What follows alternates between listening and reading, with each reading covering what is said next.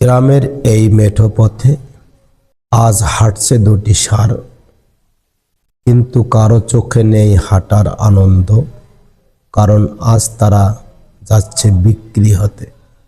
কবি বলেছিলেন, যার হৃদয়ে বাধা তা ছেঁড়ার শব্দ শোনা যায় না, কিন্তু ব্যথা শোনা যায়।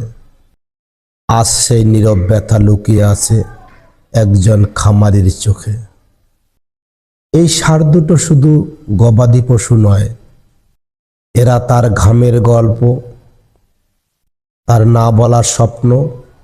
বাছুর থেকে বড় হওয়া পর্যন্ত প্রতিটি দিন ছিল আদর আর অপেক্ষার। গ্রাম বাংলার একটা প্রবাদ আছে, গরু বাঁচলে খামারি বাঁচে। কিন্তু আজ সেই গরুকেই বিক্রি করে খামারিকে বাঁচতে হচ্ছে। শীতের রাতে খামারি কাঁপলেও এদের শরীর ঢেকেছে খড় আর চাদরে।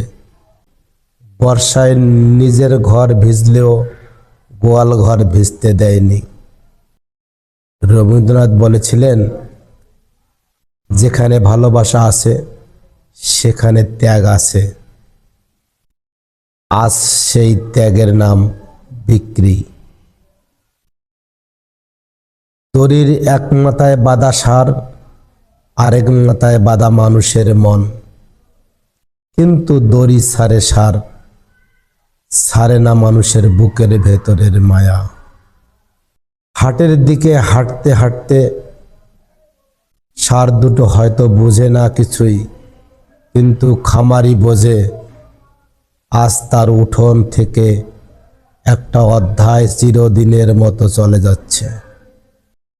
কবি জীবনানন্দ দাশ যেন বলে যান, এই পৃথিবীতে সব কিছু পাওয়া যায় না, কিছু জিনিস হারানোর জন্যই মানুষ।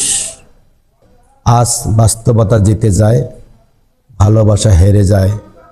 ঠিক এভাবেই টাকার প্রয়োজনে প্রতিদিন হারিয়ে যায় কত সম্পর্ক, কত মায়া, কত না বলা গল্প। ক্যামেরা ধীরে ধীরে দূরে সরে যায়, আর খামারির চোখে জমে থাকে একটাই প্রশ্ন, ভালোবাসা কি সত্যি বাজারে বিক্রি হয়?